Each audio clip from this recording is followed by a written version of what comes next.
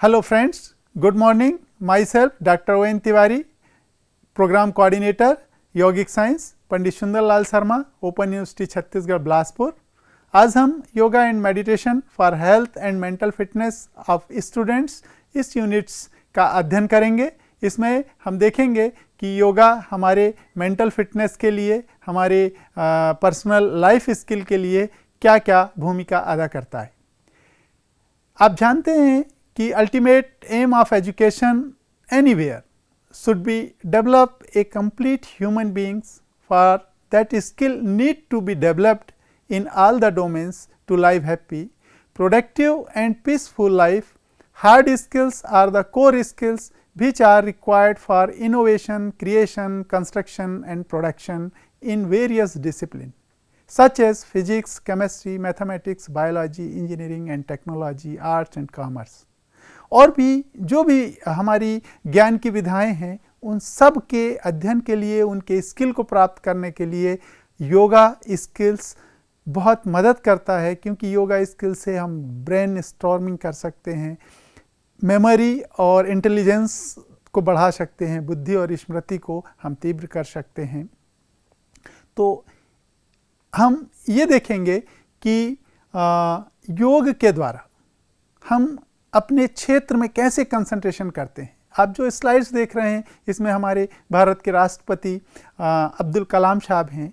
इनने अपने आप को पूरा कंसंट्रेशन स्पेस के विषय में किया और मिसाइल टेक्नोलॉजी में इनका इतना अच्छा काम हुआ कि हम इनको देश के राष्ट्रपति तक ले गए, क्योंकि इनकी कोई पॉलिटिकल बैकग्राउंड नहीं था, लेकिन विषय और नेशन के प्रति इनका जो लगाव था और इन देश के प्रति इनका जो कमिटमेंट था उनने उनको उस पद तक ले गया।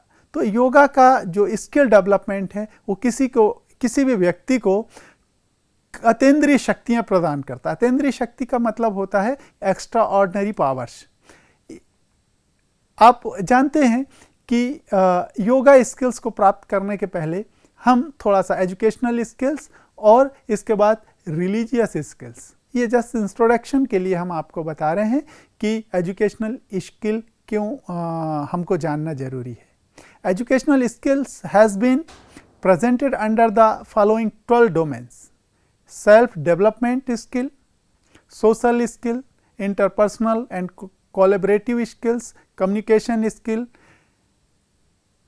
सेकंड में life skills, critical thinking and training thinking skill, research skill, constructive and connectedness skill, system thinking skill, information age skill, है ना, leadership, administration, management skills, all the skills, spirituals development skills, yoga skills and holistic development skills. ये 12 skills में yoga skills हमारे लिए बहुत उपयोगी है।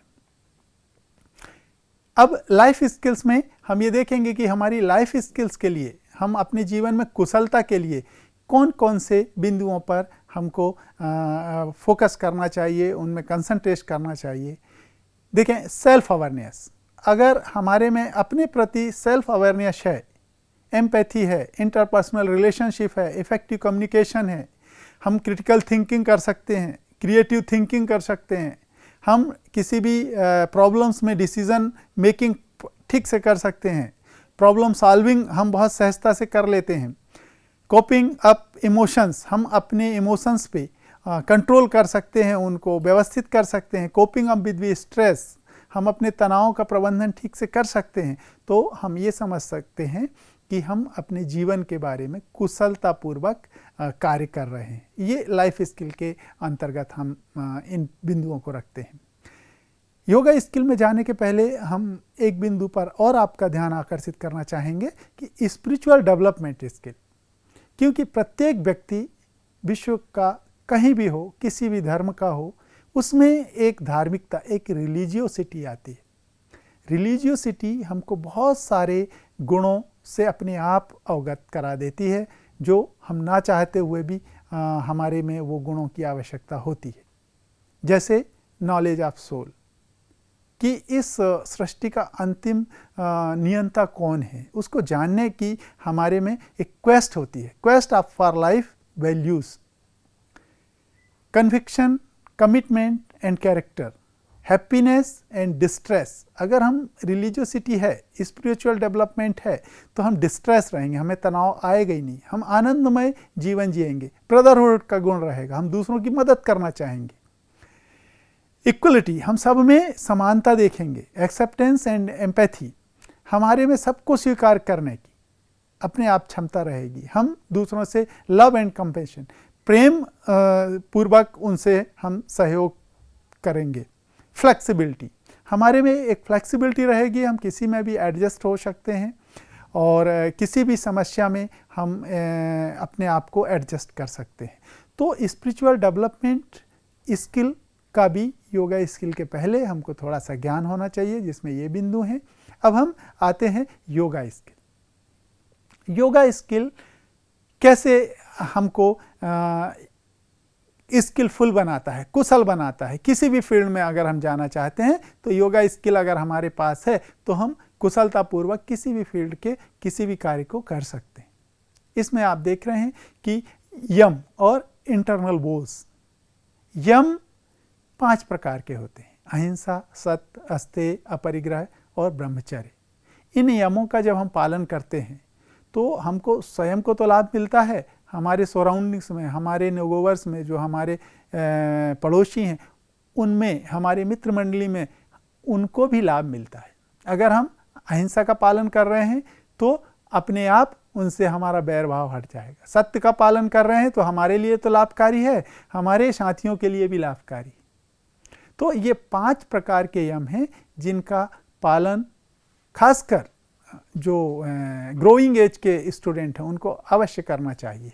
फिर है नियम, ओवरसेंस। नियम में सच, शौच, संतोष, तप, स्वाध्याय और ईश्वर प्रणिधान, ये 5 नियम हैं। इनका पालन करने से हम व्यक्तिगत रूप से, शारीरिक रूप से स्वच्छ और सुंदर और प्रसन्न और शारीरिक रूप से दक्ष बने रहते हैं। तो नियमों का ये महत्व है। आसन में जब हम आते हैं इस अंग में, तो आसन हमको कंफर्टेबल, मेडिटेटिव और हमको एक सहज रूप में, हमारे को स्वस्थ रूप में बनाए रखता है।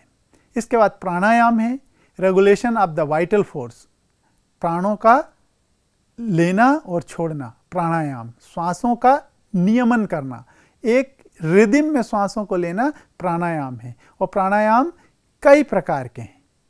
हम ऊष्मा अगर शरीर में चाहते हैं उसके लिए अलग प्राणायाम है, हम अपने शरीर को कूल करना चाहते हैं उसके लिए अलग प्राणायाम है। ऐसे प्राणायाम के 8 भेद हैं जो अन्य यूनिट्स में आप डिटेल्स में उसको पढ़ेंगे।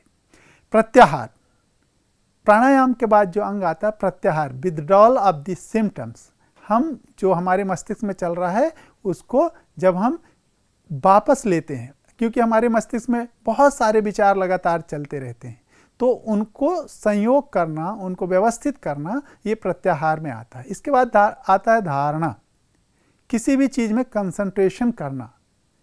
ये धारणा जब कंसंट्रेशन हमारा ठीक प्रकार से होने लगता है तो ये धारणा ही आगे मेडिटेशन में बदल जाती है। और जो मेडिटेशन है, जब हम परफेक्ट किसी बिंदु पे एकाग्र हो जाते हैं, मेडिटेट हो जाते हैं, तो अपने आप हम जो है समाधि का अर्थ है जिस भी क्षेत्र में हम सोच रहे हैं उसमें एकाकार हो जाना, हम में और जो सोचने की वस्तु में उसमें कोई अंतर नहीं रहता। तो इस प्रकार ये योगा स्किल किसी भी क्षेत्र में, किसी भी बिंदु में, किसी भी विषय में हमारे मस्तिष्क और उस विषय के बीच में कोई अंतर नहीं रखता। इसलिए योगा आज हर फील्ड के लोग ले रहे हैं। आज की यूनिट में हम आपको योगा स्किल के बारे में जो जानकारी आपको प्राप्त हुई, इसको आप प्रयोग में आप लाएं और अन्य यूनिट्स में इनके डिटेल्स हम जो हैं और विस्तार से अगले यूनिट्स में हम आपको बताएंगे। धन्यवाद सभी छात्रों को। इस पर आप प्रयोग आज से ही शुरू करें। धन्यवाद।